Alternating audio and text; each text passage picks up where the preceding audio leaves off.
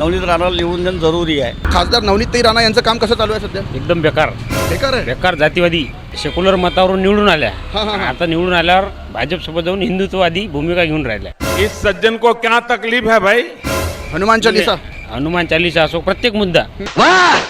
काही लोक म्हणतात की त्यांनी हनुमान चालीसा आणि हिंदुत्व एक मुद्दा बनवला. नाही हा भक्तीचा मार्ग आहे. वास्तुता आपलं आराध्य दैवत हनुमानजी. पुन्हा नवनीतजी राणा निवडून येणार का?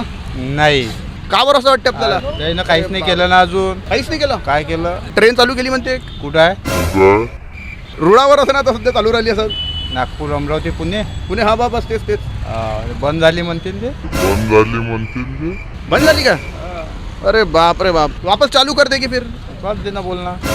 गया लोग कहते हैं कि हनुमान चालीसा का मुद्दा किया उन्होंने, ऐसा कुछ आपको लगता है? नहीं, ऐसा कुछ नहीं है. ऐसा तो भगवान अपनी जगह है, पूजा अपनी जगह है. प्रदीप मिश्रांचा खूप मोठा प्रोग्राम झाला इथे. आजपर्यंत कोण्या खासदार आमदाराला कोणाला अजून समजलं नव्हतं की इतका मोठा कार्यक्रम घ्यावा. यांनी घेतला. यांना कसं काय समजलं? बाकीच्यांना का बरं नाही समजलं? नवनीतताई राणा सध्या खासदार आहेत, त्यांचं काम कसं वाटतं आपल्याला? आपण पहिले चान्स दिला त्यांना, त्यांचं काम पाहिलं आपण कसं आहे. तर आता नवीन करावं लागेल, नवीन चेहरा द्यावाच लागेल ना. नवीन म्हणजे दुसऱ्या माणसाला निवडून द्यायचं आहे. ते नवनीतताई राणा सध्या खासदार आहेत, पुन्हा निवडून येतील का? त्या निवडून येतील आणि आलेही पाहिजे. पुन्हा निवडून नाही येणार? नाही येणार. पुन्हा येईल निवडून. हो बिलकुल 100%. कोण येईल आपल्याला वाटते? नवनीत राणा नाही येणार. बाकी तिने उमेदवार तरी, सांगू आपण. काँग्रेसकडून बळवंत वानकडे आहे. नवनीत राणा. नवनीत राणाच येणार. अमरावतीच्या तळागाळापर्यंत त्यांनी काम केलेलं आहे.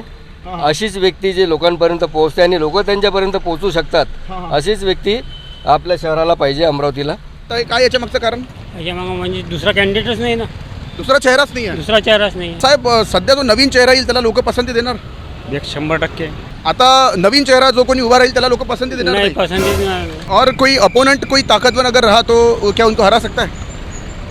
अब ये तो समय ही बताएगा. उनका काम देख के असली में क्या है, पब्लिक वोट देती है काम देख के. कितने शानदार विचार रखते हैं जी. काय आपण सांगू शकाल त्यांच्या कामाच्या बाबतीत?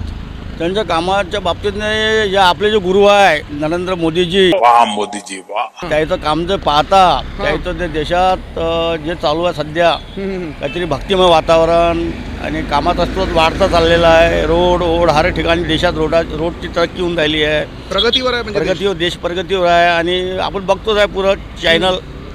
लोकांचे राहण्याचे संस्कार चेंज झालेले आहे, विचार चेंज झाले लोकांचं माइंड. भोलेनाथ आराध्य दैवत आहे, त्याच्यामुळं माणूस भक्ती मार्गात लागला आहे. बाकी जे दुनिया व्यसन आधी लोक जे म्हणतात, जे विरोधक आहेत ते म्हणतात, त्यांना उत्तर काय देणार आपण?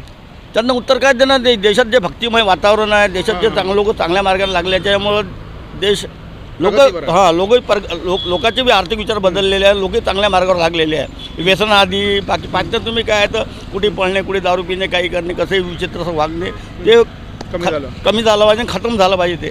ते लोकांनी चांगला मार्ग पकडला पाहिजे. खूप खूप धन्यवाद साहेब आपलं मत दिल्याबद्दल.